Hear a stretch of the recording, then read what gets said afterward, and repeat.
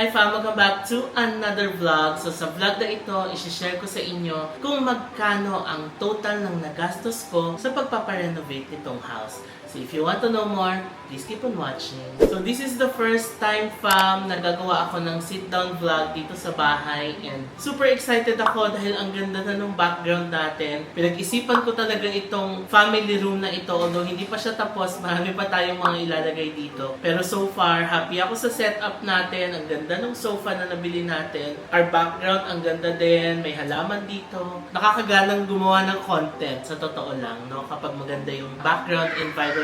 Kaya ayun, super happy ako na na-achieve natin itong setup sa family room. Anyway, mag-start na tayo. Huwag na tayo magpatumpik-tumpik pa. I-share ko na sa inyo ang total ng renovation expenses natin dito sa house. So disclaimer lang, I'm doing this vlog para magbigay ng information sa inyo fam. If ever na gusto nyo rin magpagawa ng mga bahay ninyo, magkano ba yung dapat nyong i-prepare, no? So tara, magsimula tayo. Number 1 is the general construction. So yung binilahan natin ng house na ito, sina Sir Mike and Miss Rach, meron silang construction company. Ang name is Mr. Builder General Construction Co. Sorry fam, meron akong kodigo dito para hindi ko makalimutan all the details and para ma-share ko sa inyo everything. So ang major contractor natin dito is si Mr. Builder General Construction Co. Ang may-ari nun sila Miss Rach and Sir Mike. And yun ang unang-unang pinagawa natin sa kanila. So ang scope of work ng general construction natin is the structural, concrete works, slab, roof beam, rebar, steel, welding, roofing works. Sorry, parang medyo technical itong mga to pero I opted to share na lang din for information, diba? Tapos, next is yung architectural, masonry works, tiling works, ceiling works kasi nagpa-cove ceiling tayo sa dining area, living area, master bedroom, and yung room ko. Si Baby Sak, daddy daw. Hindi mo na makita yung camera. Hello, camera! Hello, camera! I'm Baby Sak! Hi, mag-hi ka! Hello po! Okay, tuloy tayo sa vlog. May commercial lang si Baby sa umakyat. So again, ceiling works na pinagawa natin. Nagpagawa tayo ng cove ceiling sa dining area, living area, sa master bedroom, and sa bedroom ko. So kasama na rin doon yung painting works and electrical and plumbing works. Included na rin sa general construction natin is yung pagbuo ng fence and gate kasi kakabitan siya ng gate, diba? So yung pagbuo nun, kasama na yon. Pagbuo ng service area, kasi nung in-acquire natin yung house, yung service area as in lupa lang talaga siya, no? Kaya binuo natin siya na parang kwarto din. Para gawin natin siyang mini stock room and service area nga, laundry area. And yeah, happy naman ako sa kinalabasan. Also, kasama na rin yung lanay area kasi yung lanay area, lupa lang din yan. So, pinasimento natin. Yung gilid, pinapadira natin yung lanay natin. Tapos, kasama na rin yung happy kitchen kasi lupa lang din yan. So, again, tinayo yan. So, yan yung mga general construction. Dito sa house, ito yung mga general na pinagawa ko. So, ang total ng nagastos ko para sa general construction is 1,080,906.38. Sobrang bilis lang nagawa and alam nyo, super happy ako with Mr. Builder. Pagkapirma ko ng contract, gumawa agad sila, then ilang weeks lang natapos. Grabe, sobrang bilis nila gumawa. And ang nakakatuwa, hindi talaga ako binigyan ng sakit ng ulo. May nababasa nga ako nun sa comment sa YouTube yata na answerte ko daw sa mga contractors ko kasi nga hindi ako binigyan ng sakit ng ulo kasi yung ibang napanood yata nila sumakit yung ulo sa mga contractors ko. So ayun, Mr. Builder, super bilis gumawa and maganda yung pagkakagawa, no? Kita nyo naman, happy-happy ako sa kinalabasan talaga. So next naman na pinagawa natin is the kitchen area. By the way, hindi ko pala kinuha lahat kay Mr. Builder kasi meron akong kaibigan, no, si Architect Shelo Serrana. She's an architect and she's now working with the government and gumagawa din kasi sila ng mga construction projects, no? And she was my office mate before and wala na siya sa company ngayon. And tuloy-tuloy pa rin yung contact namin. Kaya, nung magpapagawa na ako ng house, naisip ko siyang kontakin kasi syempre kaibigan siya, tapos gusto ko rin siyang bigyan ng project. Might as well, pagawa ko na yung house ko, di ba? Kaya, pinartial ko yung kay Mr. Builder para yung iba, maibigay ko doon sa kaibigan ko. So, ang pinagawa natin kay Architect Shelo is the kitchen and the stairs. No? Yung kitchen, ang scope ng kitchen is yung modular or yung may bar counter tayo, tapos may mga fluted PVC. Yun, achieve nung first na kino-conceptualize pa lang namin yung kitchen. Sinabi ko lang talaga sa kanya na ito yung mga gusto kong design, ito yung gusto kong peg, nag-search lang din ako sa Pinterest, and yeah, na-achieve naman talaga yung peg ko. So, happy din ako dyan sa kitchen na yan. Aluminum cabinet kasama na rin, nakita nyo naman yung aluminum cabinet natin. Ang ganda-ganda, diba? Pasok na pasok sa banga, kaya happy din ako. Lights, mga tiles, paint, electrical, pati yung cove lights, kinove pa yung gilid nun. Kasama na yun sa cost. So, ang binayad natin sa kitchen is 389,617.94. Next naman, yung toilet. Siyempre, sa magandang bahay, gusto ko rin ng magandang toilet. Pinangarap ko yung parang condo type, hotel type na toilet. Kaya nag-search din ako sa Google, sa Pinterest, sa Facebook ng mga pegs ng ano ba yung magagandang toilet, and pinagsama-sama ko na lang yung information. Then, yun yung pinagawa ko kay Architect. And super happy ako sa toilet na nagawa, lalo dito sa taas, kasi ito talaga yung major na gagamitin ko. As in, ang ganda talaga ng pagkakagawa. So, ang scope ng toilet is yung common toilet sa baba, yung sa ilalim ng stairs, tapos yung common toilet dito sa second floor. Yung toilet sa master bedroom, hindi na pinagawa kasi may tao rin si sis na gumawa doon na iba, since meron din siyang ibang design na gustong mangyari doon sa toilet niya. So, ang mga scope is yung shower glass. Meron tayong shower glass dito sa toilet. Yung mga tiles, the cabinet kasama, yung cabinet na may salamin, yung cabinet sa baba, lights, electrical, and plumbing works. Ang hindi lang kasama dito sa toilet is yung mga fixtures. Kasi sabi ko, ako na lang mamimili ng mga fixtures kasi si Papa nga, mahilig niyang pumunta-punta ng Soler, alam niya yung mga bilibilihan. Kaya sabi niya, kami na lang daw pumili ng mga fixtures para makapili kami in person. Kaya yun yung hindi kasama dito sa quote na ito. No? So, ang total ng ginastos ko sa toilet is 297,830 pesos. I know it's kind of pricey for 2 toilet and bath, pero na-achieve naman yung gusto kong gawin. Kasi pina-arte talaga natin, pinaganda talaga natin. Kung gusto niyo na siya simpleng toilet, for sure, mas mura pa dito yung mga gastos. Pero ako, with all the requirements na binigay ko, I feel na this is okay and happy naman ako sa kinalabasan ng toilet project natin. Next na pinagawa natin is the stairs. Nung una, hindi talaga to kasama sa project. Wala siya sa budget ko. Sabi ko, okay na ako sa unang stairs, na normal stairs lang. Pero, napag-isip-isip ko later on na nagpapagawa na rin kasi ng house. And yung stairs kasi is a major part of the house. So, naisip ko kung i-delay ko siya. For example, on a later date ko na siya ipapagawa. Nakalipat na kami dito. Tapos pag nagkapera ako, saka ko pa lang siya ipapagawa. Naisip ko, hindi siya okay. Kasi pag nakalipat na kami dito, tapos magpapagawa ka, another alikabok, lilinisin, ang hassle. Lalo na stairs ito. So, what if lumipat na kami, tapos papagawa pa lang, edi hindi ko namin magagamit yung stairs. Paano kami aakyat sa kwarto? Stuff like that naisip ko. Kaya sabi ko, isingit ko na tong stairs project. Kahit na alam kong mahal siya, sinama ko na talaga siya sa budget ko. So, nag-inquire ako kay Architect Shelo. Sabi ko, pa-quote naman ng stairs kung magkano yung aabutin. And sakto naman kasi yung pinsan ko, meron ding nag-offer sa kanya ng stairs. Nasa around ganito din yung quote. So, halos same lang. Kaya pinagawa ko na siya kay Architect Shelo. So, pina-wood planks natin yung stairs. Pininturahan yan, winood stain. Pinapili pa ako dyan ng kulay. And happy din ako sa pangarap ko na stairs. And ang total na nagastos natin sa stairs, alam ko nabanggit ko na to sa mga previous vlogs na yung kung magkano yung nagastos ko sa stairs, it's 85,000 pesos. Hindi pa kasama yung railings, hindi ko pa pinagalaw, pero pininturahan yan. Ang plano ko kasi sa railings, ipapa-tempered glass natin siya, pero hindi ko na siya pinasama muna sa kana kasi maganda naman yung railings niya, and yung stairs naman natin malapad, hindi naman siya steep, and malalapad din yung mga steps, kaya safe na safe naman. Next naman is yung mga personnel na kinuha ni sis. para sa kanyang room. Kasi si sis, gusto rin niya na may sarili din siyang personnel and siya rin yung magde-decide ng kung anong design ng room niya, ng toilet niya. Kaya kumuha siya ng sarili ng personnel. Si Kuya Ray and si Christian, nakikita niyo yan gumagawa dito ng mga previous punta natin, di ba? Sila yung gumagawa dito na personnel ni sis. So, ang pinagawa doon sa kanila is yung balcony na tiles. Pinapalitan tong tiles dito sa balcony. Sila Kuya Ray ang gumawa niyan. Yung roofing dito sa balcony, kung mapapansin nyo sa labas, nagbablog ako ng mga ibang house dito. Usually, hindi ito kasama or hindi nilalagay yung balcony or yung roofing sa balcony. Pero si Papang, he opted na magpalagay para daw may shade yung balcony natin from the init and para pag umulan, syempre, yung mga tatambay dito sa balcony hindi mababasa kasi may bubong. Kaya pinagawa talaga yan ni Papang. Also, yung toilet sa master bedroom, sila rin ang gumawa niyan. Si sis ang nag-decide. Si sis ang bumili ng mga materials niyan, tiles and all.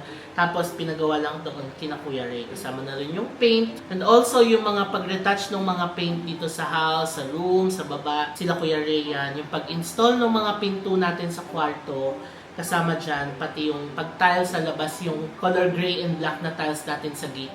Sina Kuya Ray ang nagkabit niyan. Yung tiles na yan, binili lang namin dito around Arnaldo Highway, tapos pinakabit natin, no? Si Papa nga namili ng tiles kasi siya ang may gusto niyan eh. Ako hindi ko na nga naisip na ipa-tiles yan. All white na lang sana. Pero nakita niya kasi sa mga ibang houses dito na naka-tiles and maganda siyang tignan kaya pinatiles namin siya. So in estimate, ito wala akong nakuhang total figure talaga nung nagastos dito kina Kuya Ray and Christian. Pero in estimate, it's 200,000 pesos. Siguro mas mababa pa to. Hindi ko pa analista dito yung mga ibang expenses, no? But yeah, it's 200K. Next naman na ginastos natin is ang mga steel works dito sa bahay. We opted na magpalagay ng gate. Usually yung mga bahay dito, fam, alam nyo, walang mga gate. Kasi super safe talaga. Sobrang higpit dito sa village. Doon pa lang sa major road, hindi ka na makakapasok kung wala kang any business dito sa buong zone area. Tapos, meron pa tayong another guard dito sa village talaga na super higpit. As in, pag-deliver nga, hindi agad-agad pinapapasok. Kailangan i-gate pass. May bisita, kailangan i-inform sa guard na may bisita ka. Hindi basta-basta. Workers, lahat may permit. So, super safe talaga dito. Yun naman ang isa sa pinaka-nagustuhan ko dito. Sobrang safe talaga. Pero, nag-opted na magpalagay pa rin ng gate para syempre for extra safety, no, para sa bahay. And nag-isip kami ano pang gate ang ilalagay kasi kapag yung bakal daw kinakalawang ganon, kaya sabi ni Papang magpa-stainless gate na lang tayo. And sakto naman sina brother-in-law, meron silang business. Ang business kasi nila is yung paggawa ng mga stainless. And yeah, doon kami kumuha. So ang name ng company nila brother-in-law is EJ2 Machine Works. And sa kanila kami nagpagawa ng gate and lahat ng stainless steel dito sa bahay. Lahat ng mga glasses dito sa house, pinalagyan natin ng stainless for extra protection. Yung bintana sa kwarto, the family room, yung mga glass sa baba, sa kwarto. Hello! Tingnan niyo siya, fam. Hindi talaga niya binibitan ng kanyang baby shark na nabili natin sa Hong Kong. Super favorite niya. Matulog siya, gumising siya. Dala-dala niya itong baby shark na ito. Ayan. Mabango to, laging nilalaban to ni Mamang. Favorite ni Baby Shark from Ocean Park, Hong Kong. Ayan, so hinatid ko muna si Baby Shark sa baba kay Papalo, no? So again, lahat ng stainless steel dito sa bahay pinagawa natin, lahat ng glass sa kwarto ko, dito sa balcony, sa CR, sa kwarto ni sis, pati sa baba, sa mga bintana, lahat pina-stainless natin yan. And ang total ng nagastos natin para sa lahat ng stainless na ito ay 150,000 pesos. Abono pa nga daw si brother-in-law ng parang 200 pesos. Pero ang galing kasi saktong-sakto yung pinote niya sa akin, kaya happy naman ako. Okay, so tapos na tayo sa mga major. Malapit na tayo, fam. Ngayon, ito naman yung listahan ng mga FF&E or yung mga furniture, fixtures, and equipment na pinagbibili natin para dito sa house. Yung iba dito, na-share ko na sa mga previous vlogs. So, meron tayong mga home vlogs na ginawa prior sa paglipat natin dito. Siguro, ilagay ko na lang siya sa isang playlist, no? Para masundan nyo rin yung lahat ng steps na ginawa namin hanggang sa makalipat kami dito sa house. So simulan natin sa bed and sofa na nabili natin sa Mandawi Foam. It's 83,000 pesos. Yung tatlong cabinets natin nila Mamang, yung sa akin and yung kina Sis, ang total nun ay 55,000 pesos. Yung supplier nito, hindi ko pa natanong kila Mamang, no, pero siguro i-share ko na lang sa Instagram story once matanong ko kung saan nila nabili. Sila kasi ang naghanap nito. Sa Paranaque yata galing yung delivery papunta dito. Next, yung mga toilet fixtures natin na binili sa Soler. Meron din tayong vlog niyan. Ang total is 51,400 pesos. Next is the dining table na binili natin sa Tagaytay. No? Meron din tayong vlog niyan. May mga nakikita akong questions. Saan nabili yung dining table? Meron tayong vlog niyan. Balikan niyo lang yung vlog natin para makita niyo yung shop na binilahan natin sa Tagaytay. Next is the Uratex mattress and topper. It's 36,158.88. Alam nyo fam, itong Uratex mattress na nabili ko, the premium Visco Lux, super sarap ng tulog ko. Like, nahihirapan akong bumangon sa morning kasi ang sarap talaga ng tulog. Super okay talaga mag-invest in a good mattress. Ngayon ko lang siya na-realize. Ilang taon na ako, 'di ba? Pero yeah, kayo, I highly suggest mag-invest kayo sa good mattress kasi ang sarap talaga matulog sa gabi. Para kang nasa hotel. Next naman is the La Germania cooking range na binili natin. It's 35,000 pesos. TV stands and center table, 16,000 pesos. ANS lamps na unang bili natin is 38,000. Tapos naghabol tayo kasi pinalitan natin yung sa dining area, di ba? It's 11,000 pesos. Yung mga aircon, ilan yung aircon natin binili? 2, 3, 4 na aircon yung binili natin kasi meron tayong dalawang existing. Ang total kasi ng aircon natin dito ay 6. Dalawang existing, 4 yung bagong binili namin and all from AUX. Yung isang 2 HP aircon is 34,000. Yung dalawang 1 HP aircon is 51,800. Tapos nagpahabol ako yung nilagay natin dito sa family room na isang 1 HP aircon na 27,650. Yung doors and paints, 17,380. May vlog din tayo yan sa Wilcon. Kitchen racks and shower heater from Wilcon din. It's 19,737.5.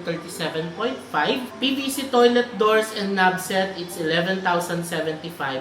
Sorry, yung doors and paints pala, kinasisto sila yung bumili nito. Wala ako nito, parang nasa Japan yata tayo nito nung bumibili sila. Next is the screen door and mirror. Kita niyo yung screen door natin sa main door. Tapos yung mirror dito sa entrance ng kwarto nila sis, it's 10,600 pesos. Plates and utensils na binili natin sa SM Department Store. Nung time na nilipat natin yung mga gamit natin dito, it's 19,000 pesos. Curtains and brackets, yung curtain na pinakabit natin sa kwarto, ano kasi yun? Custom made. So, yeah. And pati yung mga brackets na pinakabit natin dito, ang total nito ay 15,710 pesos. Tapos yung electric fan na Asahi, ito lang yung na-record ko pero may mga iba pa akong binili. It's 7,562. So ang total ng FF&E natin or furniture, fixtures, and equipment is 580,073 pesos. 0.38. Okay, so yan, na-discuss na natin lahat ng mga gastos natin. I-total na natin lahat ng renovation expense natin. General construction, 1,080,906.38. Kitchen is 389,617.94.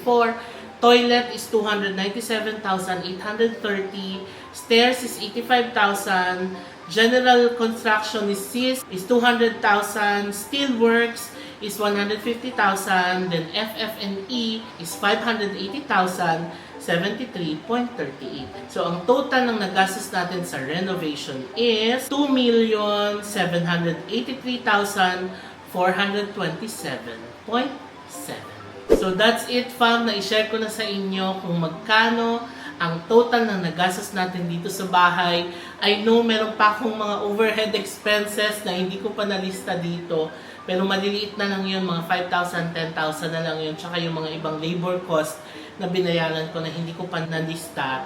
So kung nilista ko siguro lahat mga more or less 3M no, in total. So that's it fam. Ngayon may idea na kayo no, kung gusto nyo rin magpagawa ng mga toilet nyo, kitchen, bedroom, balcony. At least alam nyo na kung magkano yung kailangan yung i-prepare. Itong lahat naman ng to, hindi naman kailangan sabay-sabay talagang ipagawa. Pwede naman siyang by schedule, di ba? Ako naman, hindi naman to lahat isang gawaan lang. Kailan pa kami nag-start ng construction? January pa. Pero natapos kami April na, 'di ba? So 3 months in the making ang construction nitong house, and hindi pa lahat pinagawa natin, no? Pero happy naman ako, lahat ng major napagawa natin, and sobrang thankful ako sa mga taong kasama ko dito. Of course, to my family na super supportive in all my decisions, sa mga relatives ko, especially the cousins na tumulong talaga sa akin from the start, yung paglipat, pag-impake, hanggang sa paglilinis, tumulong talaga sila. Itong mga suppliers, construction companies, Mr. Builder, Sir Mike and Sir Rach, maraming salamat.